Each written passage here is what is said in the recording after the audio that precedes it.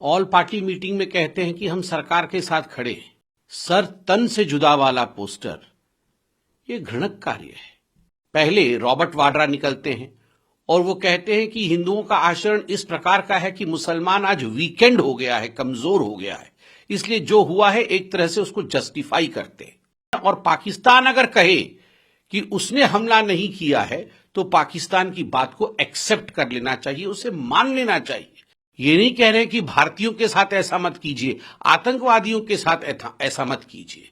ये अपने आप को कहते हैं कि हम इंडी अलायंस वाले हैं। ये इंडी अलायंस वाले नहीं हैं, ये रावलपिंडी अलायंस है।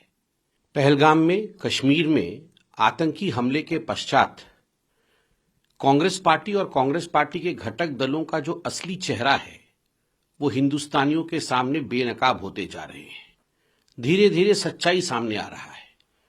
ऑल पार्टी मीटिंग में कहते हैं कि हम सरकार के साथ खड़े हैं, मगर जिस प्रकार का पोस्टर कल कांग्रेस पार्टी के ऑफिशियल ट्विटर हैंडल ने मोदी जी के लिए ट्वीट किया, सर तन से जुदा वाला पोस्टर, ये घृणक कार्य है और ये बहुत सोच समझ करके किया गया है। ये ऐसा नहीं है कि कोई एक्सीडेंटल ट्वीट हुआ हो। ये आप बिल्डअप देखिए, दो तरह के बिल्डअप हो रहे हैं। भारतवर्ष में एक प्रिपेयर्डनेस का बिल्डअप हो रहा है। माननीय प्रधानमंत्री जी के नेतृत्व में कई बैठकें हो रही है, बाहर देशों के डिप्लोमेट से बात हो रही है। सभी देश भारतवर्ष का आतंकवाद के खिलाफ लड़ाई में समर्थन कर रहे हैं। हिंदुस्तान की सेना का मनोबल ऊंचा है और वैसे में एक दूसरी तरफ का बिल्डअप हो रहा है कि पाकिस्तान को किस प्रकार बचाया जाए, उसे क्लीन चिट दिया जाए, पाकिस्तान के समर्थन में कैसे खड़ा होया जाए। किस प्रकार का पोस्टर था वो?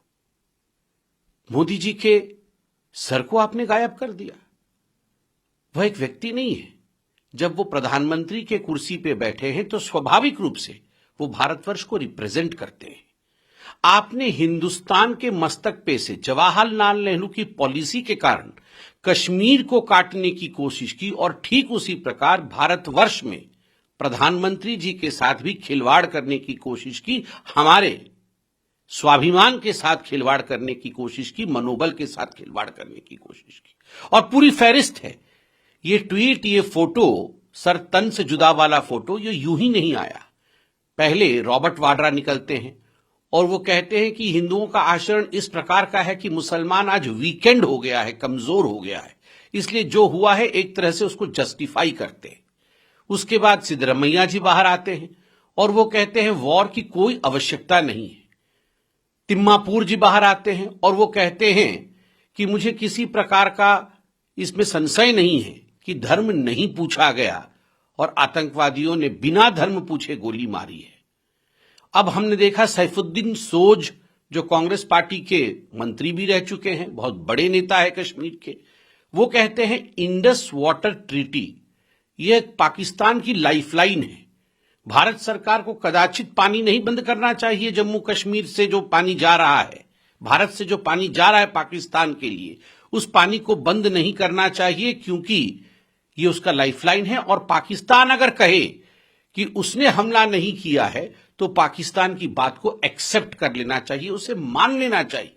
शेख आमिर, जो एक बड़े नेता है जम्मू कश्मीर के, खास मित्र है राहुल गांधी के, वो कहते हैं ये देश तो अल्लाह भरोसे चल रहा है, इस देश में तो डेमोक्रेसी है ही नहीं, भारतवर्ष में डेमोक्रेसी नहीं है।